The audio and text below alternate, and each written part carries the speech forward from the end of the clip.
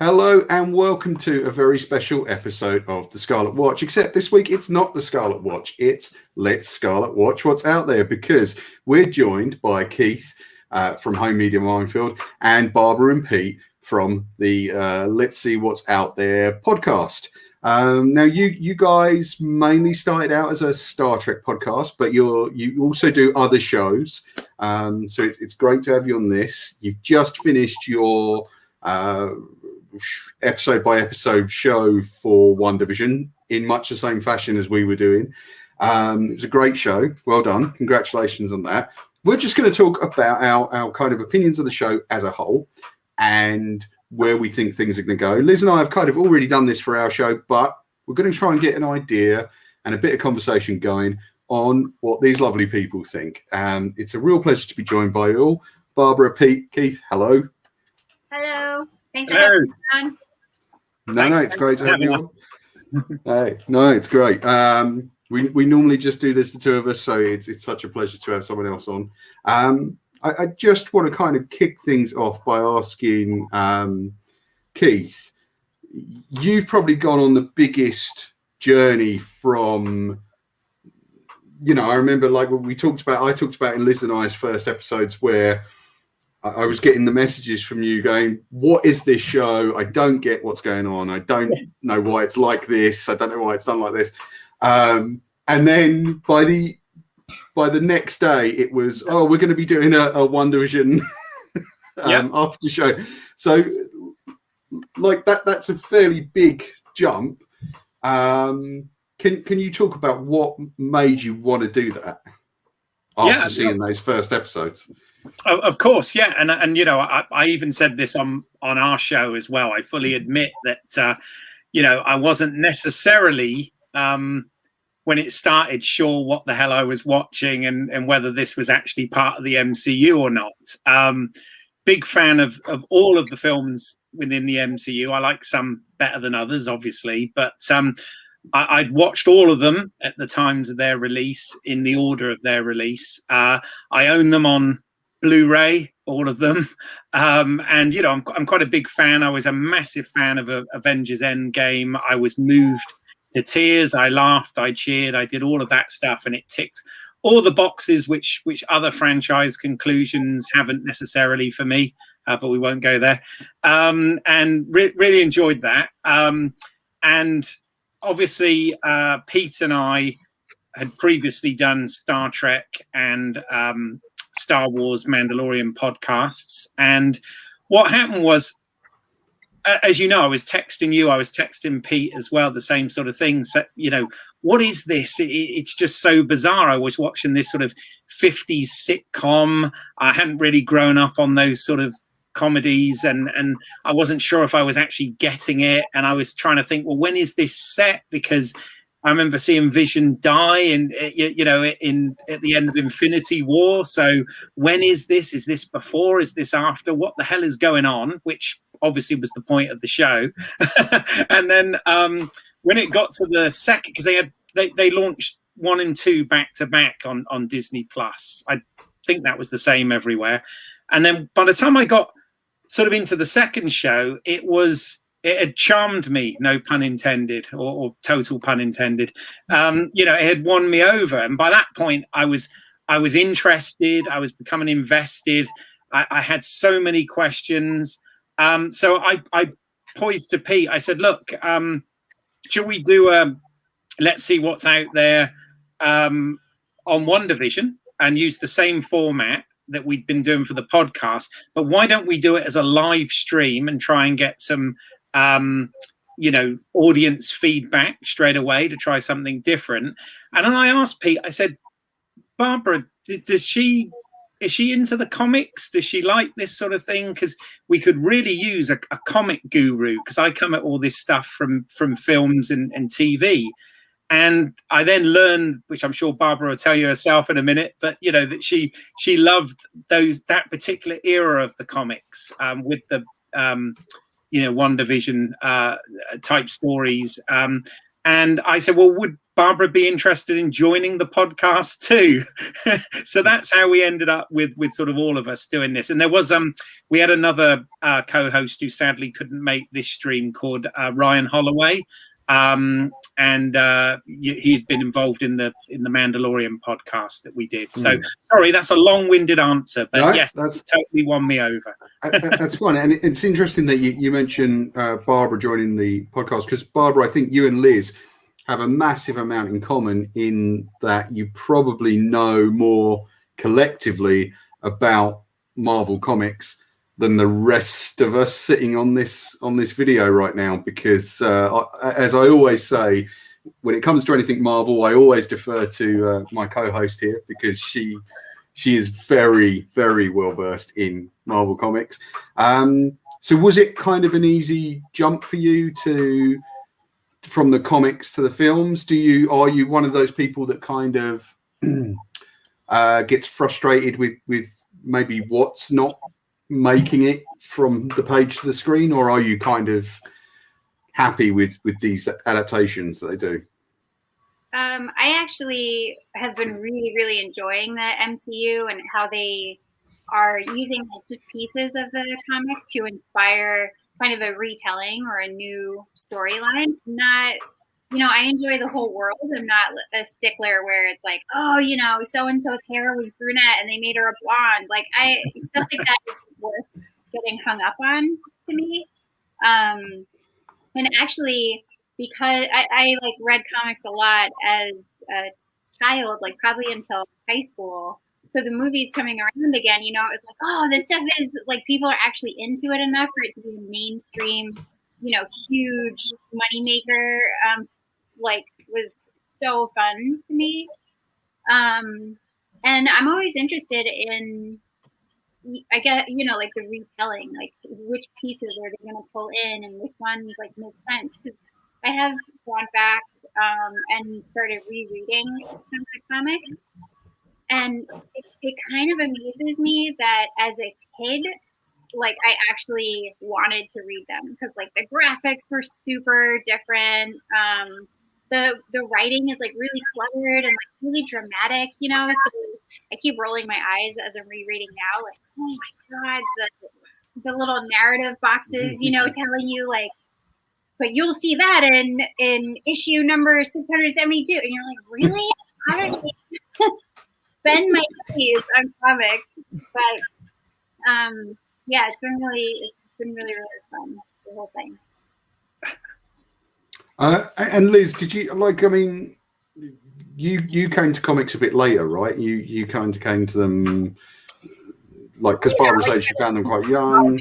Not really as a kid. Like I read comic strips and stuff as a kid, but like as far as like comics, yeah, probably like late teens or something like that. And I didn't really read stuff like a lot of the stuff that came out in the 90s that inspired the MCU until later on, like, things like the Infinity Gauntlet, like what she was talking about with like all the super dense text and tons of like thought bubbles and, like really descriptive text boxes and all that stuff. Like, if you read Infinity Gauntlet, it will take you like, a week straight to get through it because it's just so densely packed with text. So it is really different storytelling, like, from that stuff to what you get now, which is a lot more decompressed.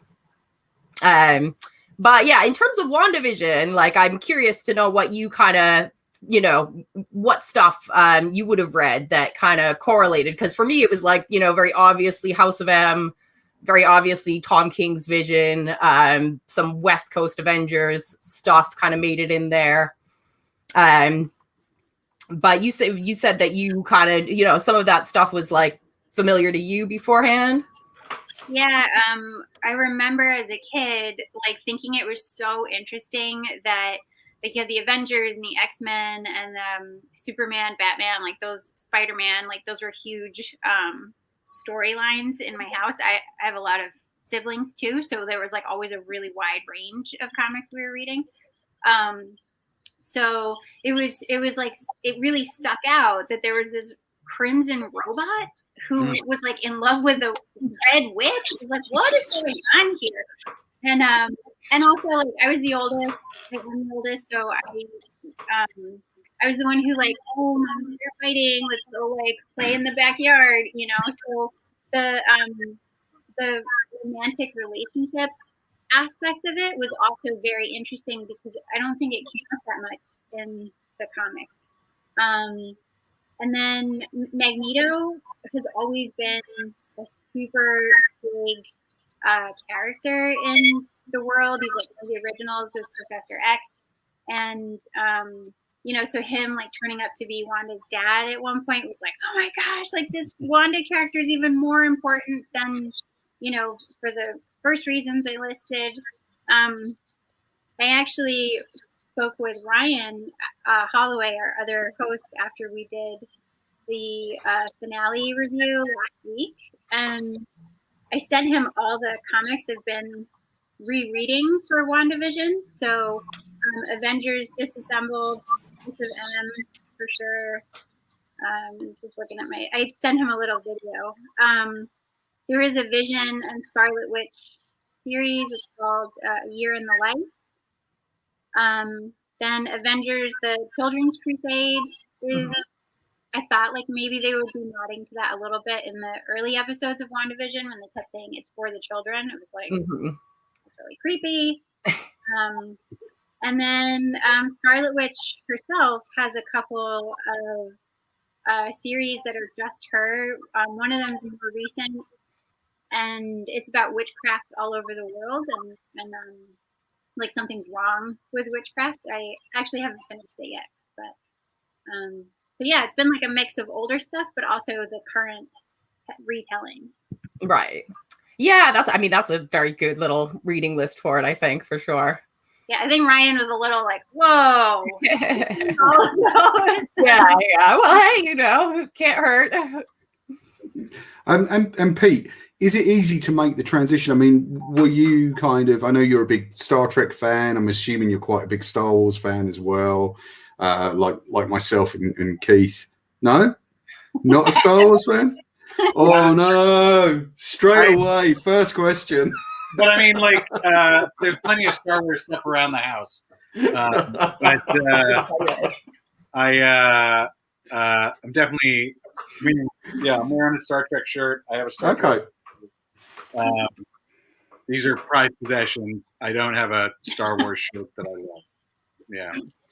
Fair enough. But is it easy kind of making that transition into kind of looking at a lot of superhero stuff? Or oh, yeah. Yeah, I mean, actually, I think Barbara, you know, when we were first dating, is like sort of the birth of you know, comic book, or the next wave of comic book movies was coming out, like X2, right? The Dark first, Phoenix. well, no, like the first Fantastic Four run, and so, like, you know, we'd go to these movies and you'd tell me about the comics too, and that was always fun. Iron Man, right? The first Iron Man, I guess that's the start of MCU. And I remember just watching these movies together and sort of, you know, I was always fine with superhero movies, and it's getting done really well now. You know, it's been fun. I think Pete, he probably got a little bit pulled in because I'm so enthusiastic. I remember when Thanos first got teased at the end of like a second Iron Man. It was in the post credits, and it, you know, it's this outer space shot, like purple. Avengers 1, yeah, first Avengers. First Avengers. Yeah, thanks, Liz. And he was like, whoa, like that. Yeah. And I was like, do you know what that is? Do you know what that means for the movies? You know, I was like, they're gonna do the Infinity Gauntlet. You did that with the first Iron Man when Brody looks at the suit and goes, next time? That's right. I was so excited, and I was like, this makes no sense. Well, I share your kind of confusion there, Pete, because when I went to see Avengers with a buddy, and I literally turned to him at the end of the first movie and went, who's that? Like, I don't know who this is. I'm more of a DC fan, so I've grown up with sort of Batman and Superman and things like that. But utter head scratching from me the first time round. So I've since been schooled by Liz many times on who's who and what's what and what everything means, which I'm always glad for, because I'd be completely lost without her kind of keeping me on track with these movies and the TV shows. I've got to ask you guys, now that WandaVision is over, did it kind of meet your expectations? Because we've seen a lot of negative stuff where people didn't quite get the show or didn't quite get the cameos and things that they wanted. And I've got to say, I was looking forward to maybe seeing certain things pop up, but they didn't. So did the show meet your expectations? You want to start, Liz? Oh, for me? Well, sure. Why not? Yeah, I mean, well, I thought it was really clever the way they kind of just kept, like, lobbing all these little hints at you that certain things might happen, so that, you know, like, sort of week to week, you'd be like, you know, just puzzling over it every single time. And they kind of gave you just like enough like little red herrings and things to kind of keep you guessing, like, oh, okay. I mean, obviously, I think, you know, I don't know if you guys talked about this on your show, but I'm going to guess that you probably did. And the big one was Mephisto. Everybody was like, who's going to be Mephisto the whole time? Or at least, you know, Paul and I were every week. It was like, okay, you know, is it going to be Dottie? Is it going to be fake Pietro, who, you know, at the time we weren't sure was going to be fake or not, but, you know, is it going to be like, who's it going to be? And it ended up being no one. And I'm actually totally okay with that. Like, you know, I think, you know, we talked about maybe Ultron showing up. That was kind of like, you know, ooh, is it going to be Ultron? Is it going to be, you know, I kind of speculated that we might get a big cameo from Doctor Strange at the end, like, you know, maybe in the after credits or something. And we didn't. And I'm actually just totally okay with that. I don't think that needed to happen. I think, in fact, like in retrospect, I think it's really nice that it just kind of focused on Wanda ultimately, you know, and the ultimate, you know, the big bad of the series ended up being somebody really significant to her and her backstory and her character.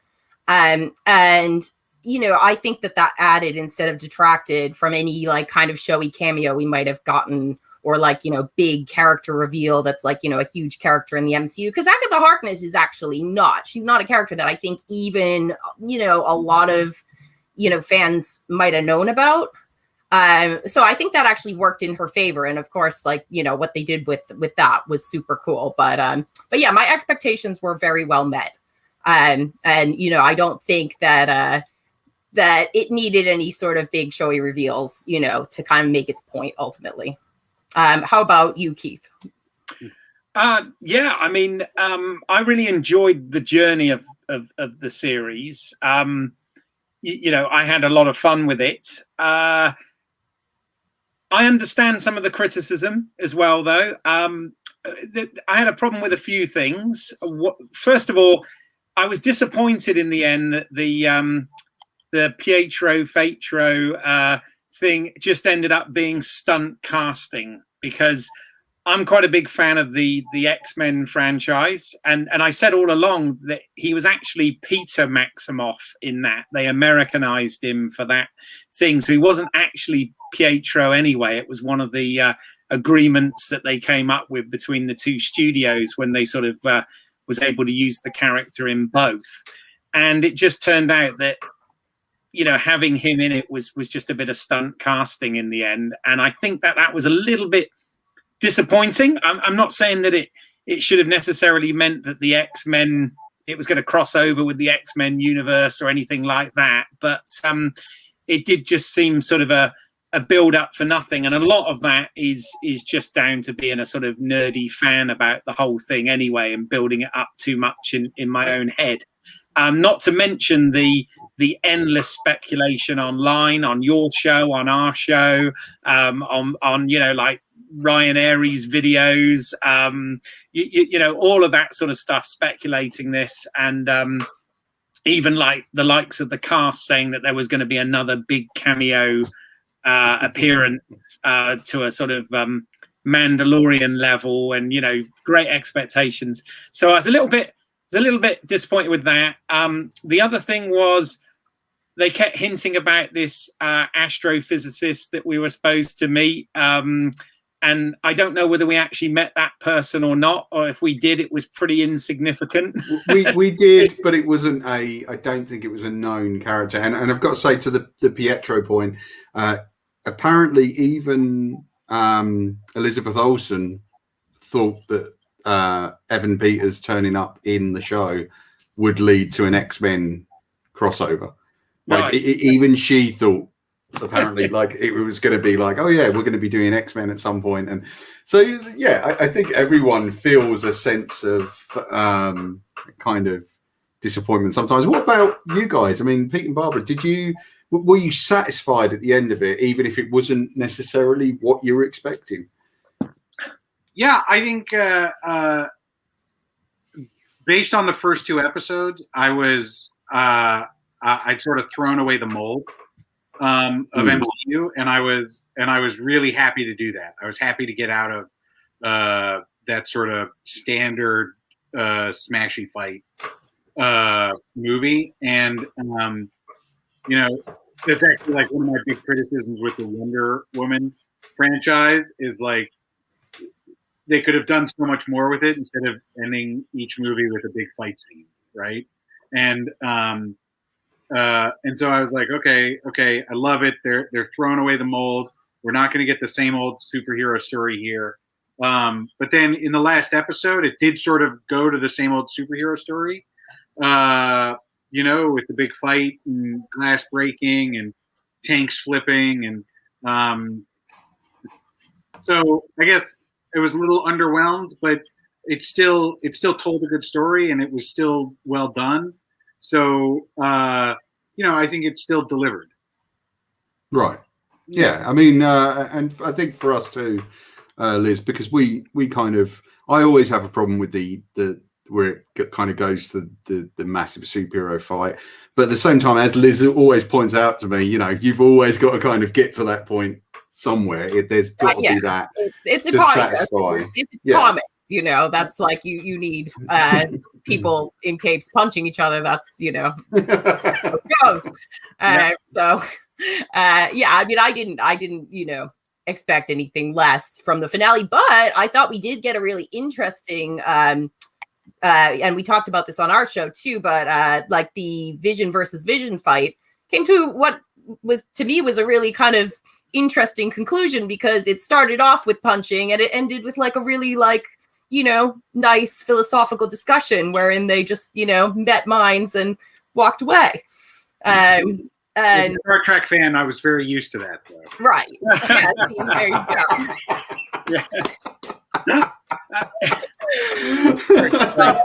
There was like almost some of the dialogue was directly from like 6 different original series episodes. Yeah. Right. Yeah. That's very true. I mean, one of the things I think they did do well, though, a lot of my criticisms are very much nitpicks rather than anything sort of fundamentally wrong with it. And obviously they do the visual effects and whatever extremely well. They've got extremely talented people doing that, and it all looks amazing. But one of the things that Marvel do quite well with the MCU is that they're able to get that balance between those massive spectacle effects scenes and fights and beams of light and all of that stuff, but we then get genuinely touching moments, and the moment where Wanda and Vision had to say goodbye to one another, and she had to say goodbye to her family, and all of that, I actually thought was really touching, really nicely performed, very well written, and beautifully photographed and directed. So I've got to give it to the guys for that sort of thing. They didn't sort of drop the ball and just turn it into an action effects fest. So I got to say, I loved Barbara's reaction there, because that said it all. Just like, oh no. My sister sent a meme of the like Vision saying like I was a this and a that and a this, and I knew I got like teared up. I was like, nope, next I got to look at something else. Oh God, yeah, I was in tears. Yeah, like actual tears. Very. I mean, it's right. Sorry, Pete. In tears, not just on the first viewing. Oh yeah, like yeah, definitely many tears. Yeah. Actually, you know what? Just for a bit of fun. I mean, what moments in these films and maybe in the shows have brought you to kind of tears? I'm interested to hear from you, Barbara. Like, are there any moments that have kind of brought you to that in the MCU so far? Oh, absolutely. I mean, you can't watch like everybody lining up in Endgame and like coming through the portals and stuff without feeling this like rising tide of emotion internally, right? Even though you know it's pretend, it's so cathartic at the same time. It's like inspiring, and that's why people are so invested in all kinds of stories, right? It's because it gives us things to relate to and like help us understand ourselves. And, like maybe even hypothetically, what would I do if I was in a situation like that? You know, Pete, take the kids, give me the shield, I'm going. It's not one of the moments I cried at Endgame, though. Really? No. I mean, Iron Man dying also, like I knew it had to happen, but it's just like so crushing. Like we started when Pepper shows up with him and she's like, it's okay. Yeah, it just I loved see that Captain America when Steve gets to dance with Peggy Carter at the end. Also when Sam asks him when he's old, Steve Rogers, do you want to talk about it? And he just goes, no. Like it's a simple moment, but so packed with emotion. That's profound. Yeah, it was great. Yeah. I was like ugly crying throughout about 40% of Endgame. Like the people in front of me, like, you know, the row ahead was just like turning back to sort of look at me. Like probably on the second viewing, even worse than the first one. Like, it was not a good scene. I left like, you know, all wet and red faced. Not pretty. I was just ugly throughout the whole film. Keith, what about you? Did you feel any kind of, were there any real bits of heart-wrenching emotion for you? I mean, to be honest, you guys have said it so well. For me, definitely Endgame was very moving for me. And it was funny because the first time I saw it was like a sort of midnight double bill with Infinity War. And I went with my mate, Ian Diaz, and we watched it. But then I went to see it that same weekend. I went to see it again in IMAX at the IMAX cinema in London. This was obviously when we could still sit next to people. And I had a guy next to me. I didn't know who he was.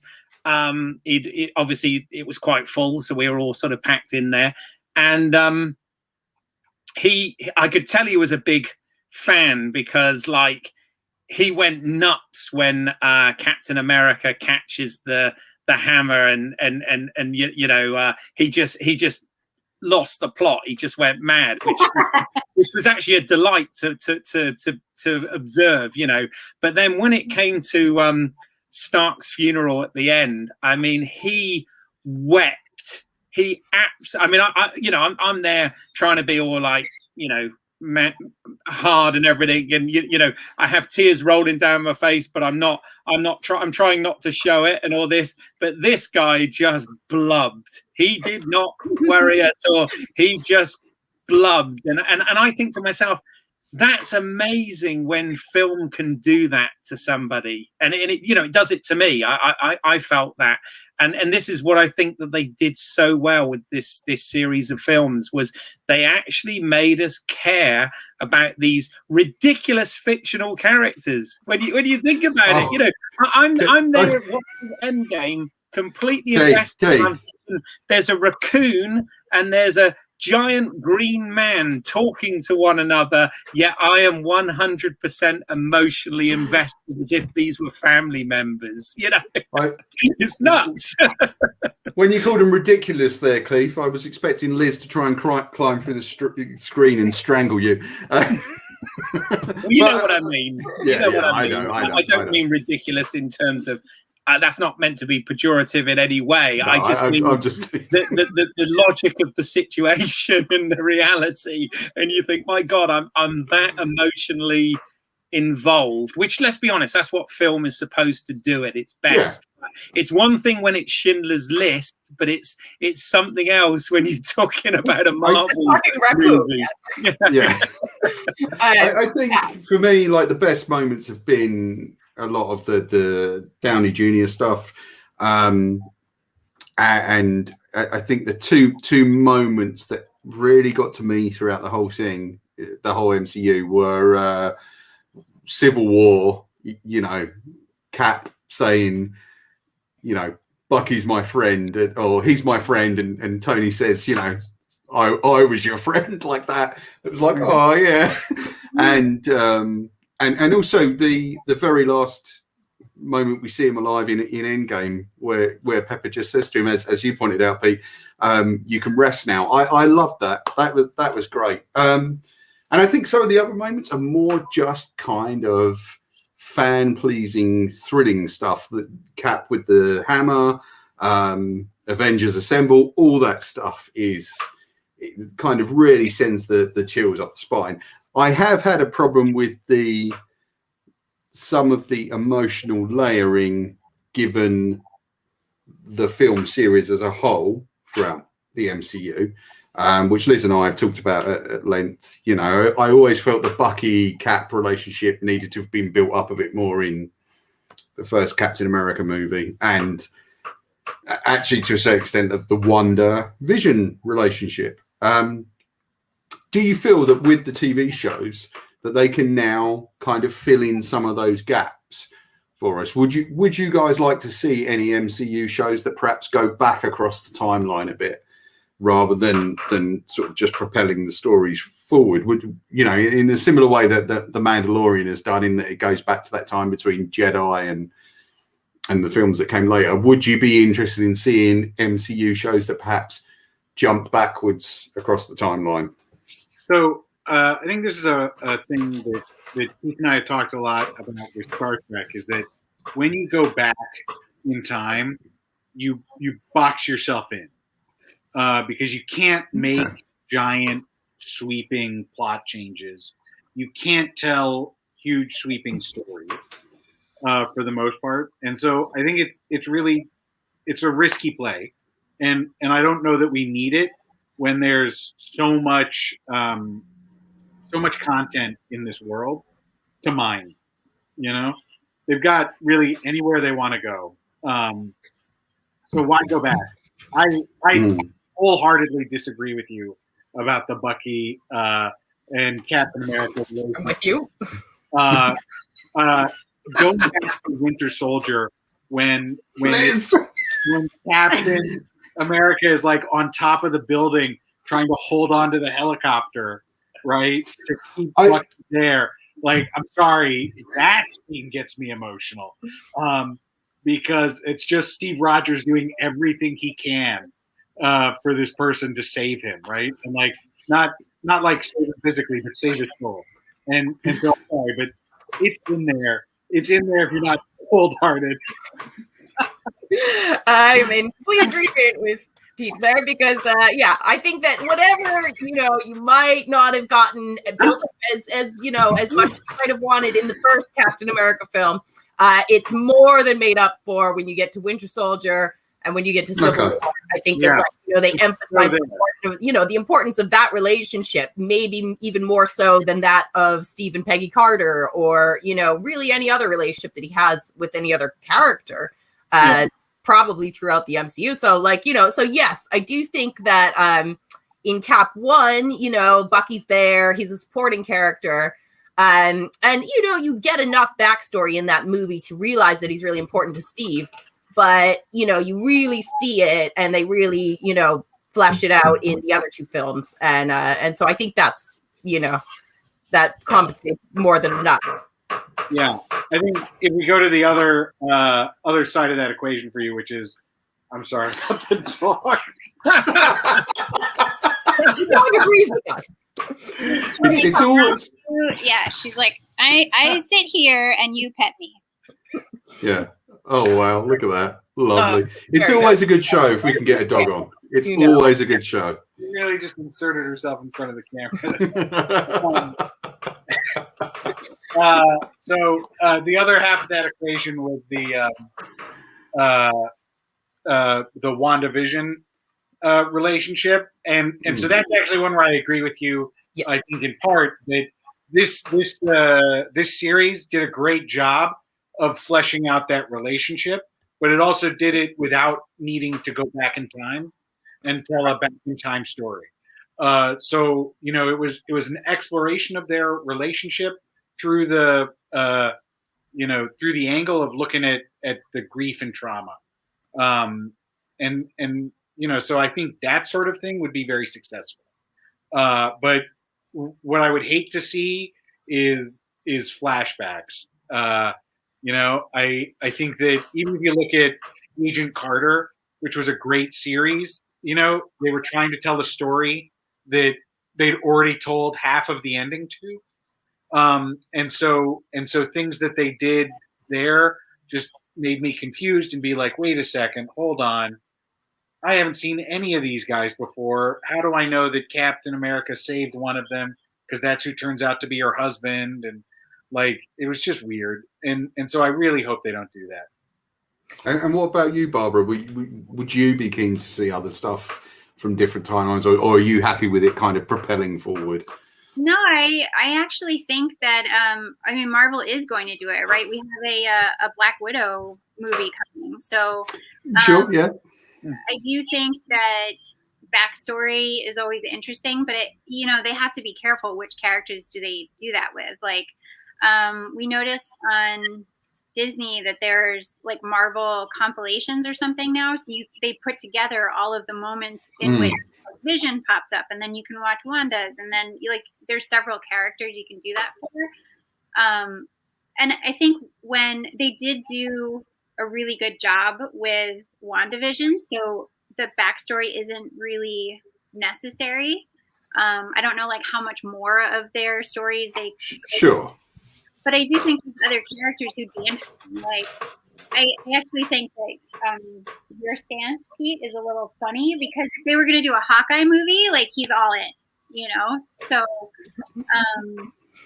I think, it just depends on the character and is it going to be interesting or not? Yeah, Hawkeye movie I want to see is the one where his daughter takes over. Yeah. Well, that looks like the Hawkeye series. We're going to get the Kate Bishop, Hawkeye. So when that comes out, I'm very excited, I still keep having flashbacks, Liz, to the podcast we did where we completely inaccurately predicted which actress would play her.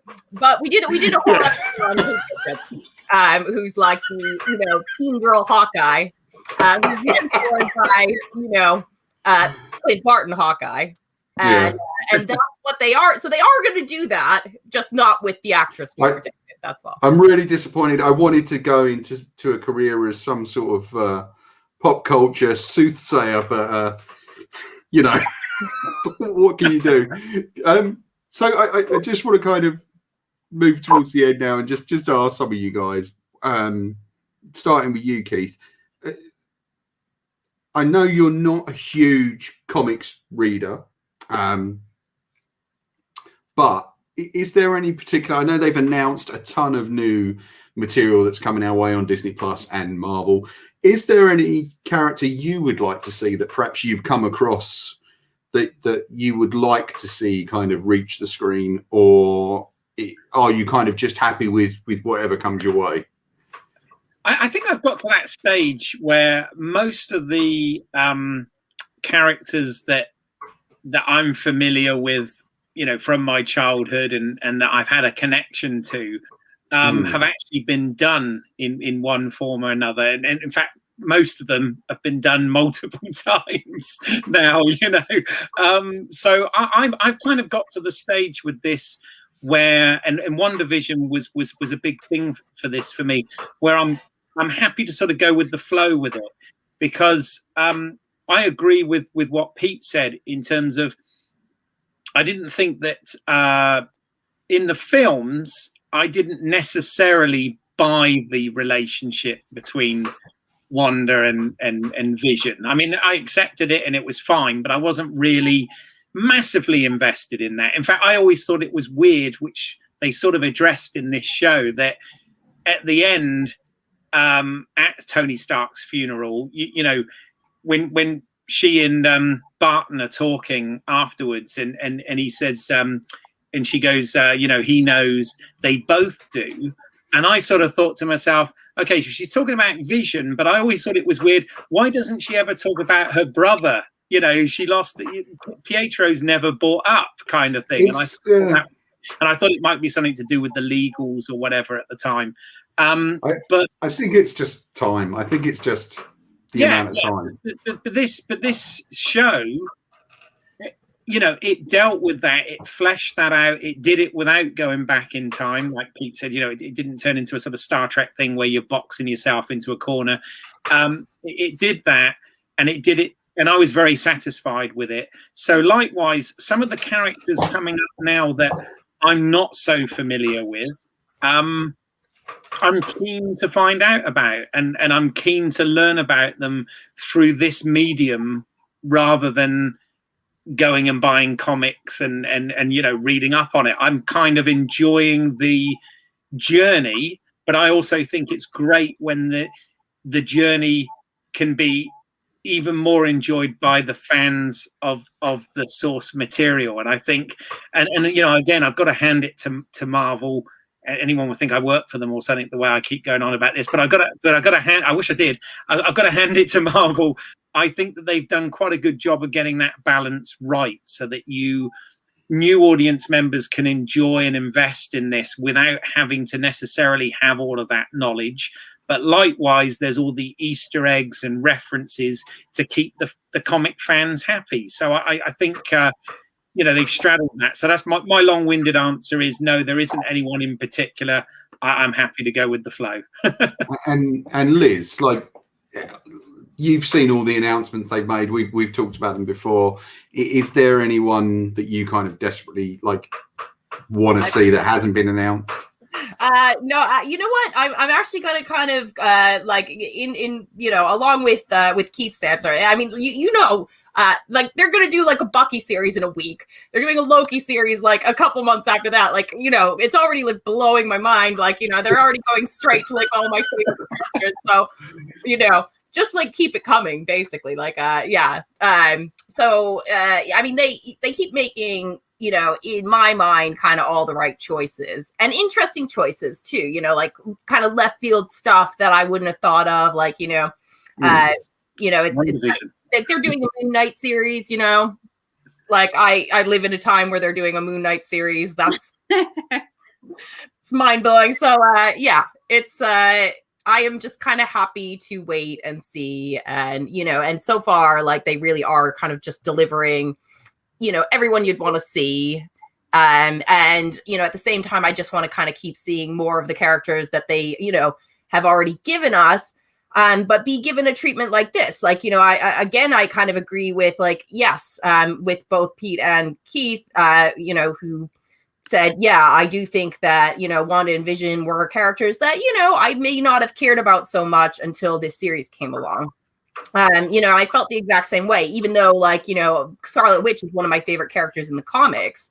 But as far as the films, you know, they didn't really get to do too much with her until now. And I think that the Disney Plus format, you know, these shows just allows them to tell more interesting stories, tell longer form stories, and, you know, give you like fully fleshed out characters and relationships by the end of it. And, you know, by the end of this show, I was like, fully sold on their marriage, fully sold on their relationship, you know, and I want to see more of them. And I'm really excited to see, you know, them meet again.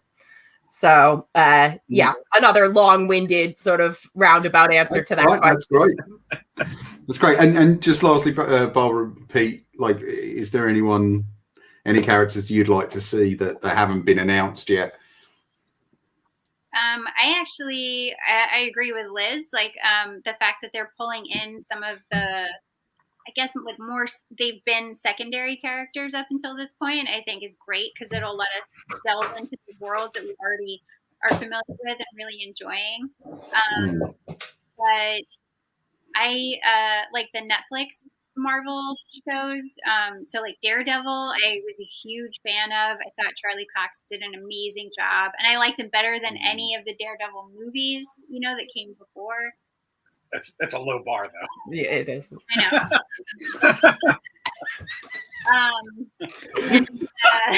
Remember that scene? Oh, sorry. When it rained, and then they show like this is what it looks like when it rained. I was like, oh my god, that's terrible.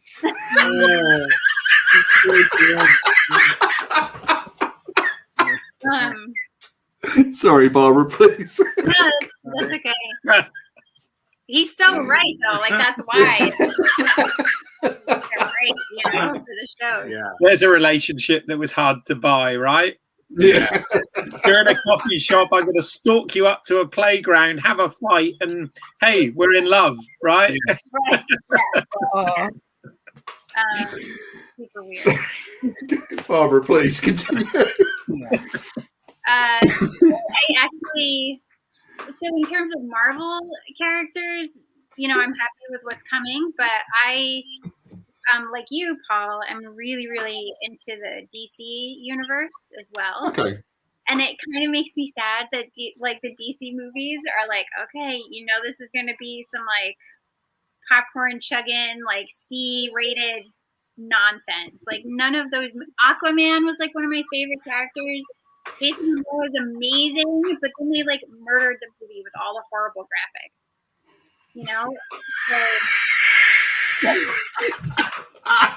I really want Disney to do DC next and like do it right, We got it coming this week. It's called the Snyder Cut. God. Oh, sorry. Have I opened up a can of worms there? I think with that, I'm looking forward to watching it. I'm not looking forward to trying to cram in 4 hours worth of film. But I never do these days. I'm too old to actually sit there and watch a 4-hour movie in one go. I just can't do it. But yeah, there's. I think there's going to be a lot of room for conversation around. Yeah, I'm very looking forward to like throwing popcorn at my screen for 4 hours. Just I want to see the Patty Jenkins and anything else off the hand, But it'll be interesting. It'll be, interesting to see, this thing that people desperately wanted finally come to pass. It's gonna, I don't know if any of you guys like those movies, but I don't. They were doing the 300, like perfect, nailed the tone, like the whole thing. But it gets like relentless, when it's like, all right, like can we see a rainbow or something just for a second, and then we can go back to the. I'm done with concrete exploding. Yeah, like I'm very done with concrete exploding. I don't need any more of it. Yeah, in slow motion. Yeah. Right. Yeah. I mean, I think. I'm interested. I've really hated some of the discourse around that particular film because I think a lot of it has been quite mean-spirited, and I don't like that. Or I don't like it on a grand scale. Like I don't mind. Like Liz and I will kind of mock each other over our film choices. The Aquaman podcast we did was particularly. I listened to that one. I really enjoyed. I do listen to your podcast, and you do. Thank you. Yes, I like the fact that you guys have a wonderful, a wonderful way of bickering sometimes, and it makes it really engaging. So it's good. I love it. I loved Aquaman. Like terrible graphics included, octopus bongos included, all of it. Loved it.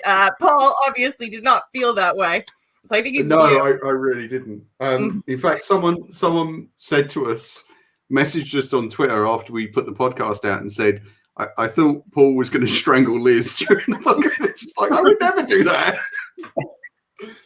I just fall asleep like that Venom one. Now, but I mean, yeah, I think there's a lot of conversation to be had around these. I like the way though with the Marvel stuff, where the conversation actually does seem really positive, and people kind of get in there and debate stuff online and share theories.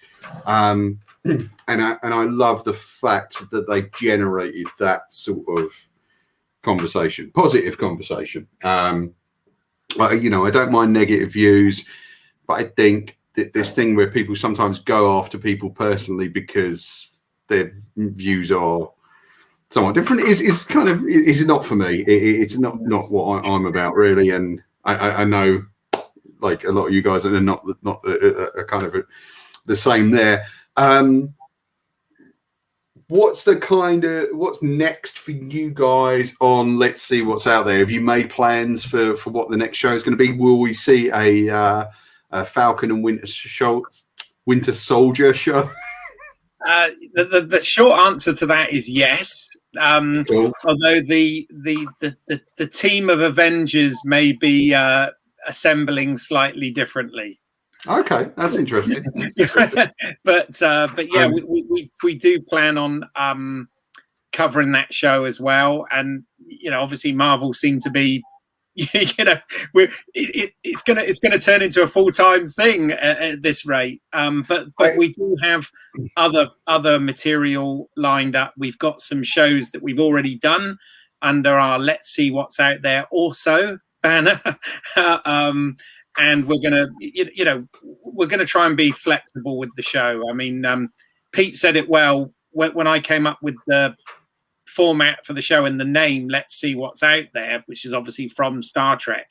But Pete rightly said that can apply to anything. That's the great thing. It's one of those you know, titles that we can hang on anything really. So yeah. And of course, I assume you guys are kind of fingers crossed for. I don't know what hits first. Will it be the next series of Discovery, or will it be the Star Trek Captain Pike show that comes first? Do you know? Because I'm sure you guys will be definitely covering that. Yeah, I mean, for sure covering that. I think pandemic delays have wreaked havoc with the schedule. So, like I have an inside source who was working on the Section 31 show that CBS was developing, and it was like that was supposed to come out this year, but I don't think they've even shot anything yet. So we just have we have to wait and see. I think that you know, Picard season 2 was in development, but you're right, they've already started filming Discovery season 4, so that's probably the next one out. Cool. I mean, I certainly look forward to hearing everyone's sort of thoughts on that. It's weird, the pandemic has kind of propelled Marvel into this massive period of productivity, and I actually don't think, had we not had COVID, I don't think we would have had as much stuff, you know, definitely would have had as much stuff this year as we're going to get now. So in a weird way, it's kind of, well, it's keeping us all busy, but in a weird way, it's kind of worked out kind of okay for us in one sense. No, I agree with that, because like obviously, you know, Star Trek and Star Wars, which, you know, they've had their various problems, and it's unlikely that we're going to see anything of any of that until the end of this year, or potentially even the beginning of next year. And it's quite nice because there's all these Marvel shows lined up in the meantime. So you know, very, very savvy of Disney Plus there, I think. But you know, so we've got plenty to talk about in this kind of format until we get to those shows as well. And hey, who doesn't want loads of entertainment, right? Yes. Do you guys ever feel like there's too much? Like, I just want to shoot that out there before we go. Like, Liz, are you happy with the amount of stuff? Kind of. Did I ask the wrong person? Do I think there's too much MCU in the world? No. There is, yeah. I have an endless capacity. No. Just in general, not ignoring the MCU, but not just the MCU, but in terms of the type of stuff that we like. No, Paul. Well, I don't. sometimes. I really think, we're in like a twilight era where, just give me as much as, just keep throwing it at me. I'm really happy because, this is like something I couldn't have dreamed would ever be the case, that I could ever possibly like be struggling to keep up with comic book adaptations. And and not Barbara adaptation, but all the other geeky stuff, all the Star Trek, all the Star Wars, all that stuff. I think honestly, like, especially with the quality being what it is at the moment, it's like, just keep making it. There is not enough for me. Pete and Barbara, sorry, do you feel? Real quick, I'll say that, like, let's not forget, a couple of years ago, we had a J.J. Abrams Star Trek movie followed by a J.J. Abrams Star Wars movie, right? And it was like so much greatness, but just given to one person to work on, right? And so I think the great thing about this time is that everyone has an opportunity, and the multiple outlets mean that more people get a chance to tell different stories, and you get to do different kinds of things. And that's exactly what I want to see, right? I don't want to see 15 Captain America Winter Soldiers, right? I want to see 100 different shows. With WandaVision, that's like a great example of, like, the fact that, like, they can do really different stuff now, because they've already kind of like, they've given you, all the action stuff, in the MCU. They built it up to the point where now they can kind of start branching off and doing different kinds of storytelling. And they've kind of gone out, swinging with WandaVision to say, like, yeah, we can do weird stuff. We can do really different stuff that you wouldn't have expected from, a superhero TV show in the past. So that's really exciting. Yeah, and somewhere down the line, we're going to reboot Greatest American Hero, and then my life will be complete. There you go. Okay, I'm going to be an idiot here. What is Greatest American Hero? Oh my gosh, it is one of the worst TV shows. Which so hilariously bad. Was that not? That was like a Stephen J. Cannell production in the sort of mid 80s or something. Yeah, right? yeah, it's like 80s. Yeah. Like aliens land and deliver a super suit to a high school teacher who can't read the instruction manual. But like, that sounds good to me. I would go for that. Like, if you did that now, it's amazing. Yeah. It's yeah. If you watch Seinfeld, George Costanza's answering machine song was a riff on the Greatest American Hero theme. Oh God. Okay. Believe it or not, I'm walking on it. Anyway. I've got to say, that is the first time we've ever had a live musical performance on this show. So I'm really grateful for that. Guys, it has been an absolute pleasure getting to kind of crossover with you all. So, Keith, where can we find the Let's See What's Out There? Because you of course, you're doing that as well. Let's See What's Out There podcast, if we want to listen to that. Yeah, the podcast is available on all, the main podcast apps. It's under LSWOT cast, or Le SWAT cast, as Pete and Barbara's kids like to say, which I really like, by the way. Le SWAT cast. So that's available. iTunes, Spotify, Stitcher, all of those. And as a live stream or a series of vodcasts now, it's available on my Home Media Minefield YouTube channel, which includes this, but it also includes, physical media reviews, unboxings, all of that sort of stuff as well. So, in fact, tomorrow's unboxing is going to be Batman v Superman: Dawn of Justice, one of the special editions of that. So, I figured it's the right week to do that, right? So, when you open the box, it says Martha, right? It says what? Martha. That's the whole thing. Is Batman is like, Martha, why'd you say that name? Martha, yes. I actually, the Ultimate Edition, which is the longer cut of it, I actually, you know, I know it's controversial, but I actually quite like it. So They go into their Yeah, like that's a whole nother. I had that, you know, it's like another hour or something, right? Something like that. I was just like, this is just another hour of pain. But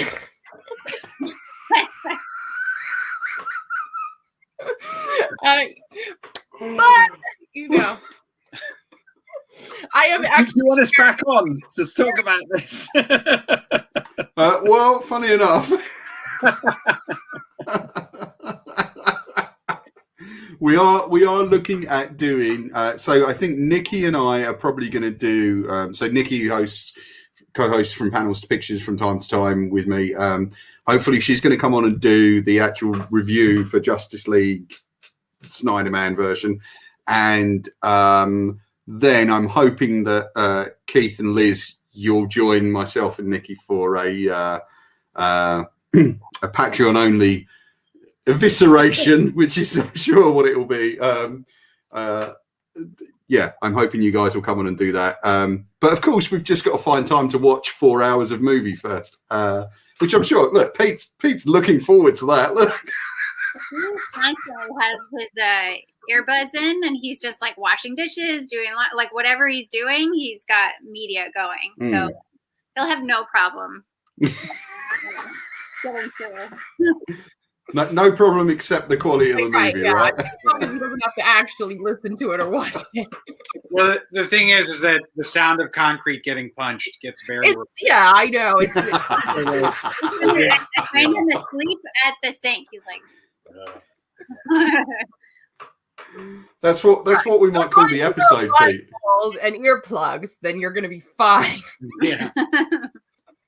I think Pete, you've given us the title for the episode. We might just call it "The Sound of Concrete Getting Punched" because that's that's great. So Keith, everyone can find you at Home Media Mine on Twitter, or just by following Keith's YouTube channel, which I'm going to leave a link in the description below. There's going to be a link so you guys can follow Pete and Barbara on Twitter. Liz, as you know, will be back with me for our Falcon and Winter Soldier show. Sorry, I went there. Which we're going to call. We can reveal the title. It's going to be called "Worst Team Up Ever" because we feel that actually describes not only the Falcon and the Winter Soldier, but me and Liz perfectly to a T. So you can join us for that next Saturday. We're looking at having the first episode out of that sometime Saturday evening. But we'll let you know on social media. I did like the title, "The Scarlet Watch." I just thought that was very imaginative, and yeah, that made me smile. A good one. Well, you know, it's the one talent I have is coming up with cheesy pun titles for shows. Guys, thank you so much for joining us. I hope everyone watching will head over to these guys' YouTube channel and take a look at their shows and download their podcasts because they're really good. They're really worth watching. They're a lot of fun, and you do get a sense of the joy they have doing it and the love they have for all this stuff that they talk about. We'll catch you next time. You can follow Liz at Liz C. Jordan on Twitter. You can follow the Comic Crush at the Comic Crush or me at Comic Crush Paul. And yeah, we'll catch you next time, guys. We're out of here. We'll do this again sometime, I hope. Bye bye. Thank you. Bye bye. Thanks for being here, guys. See you later.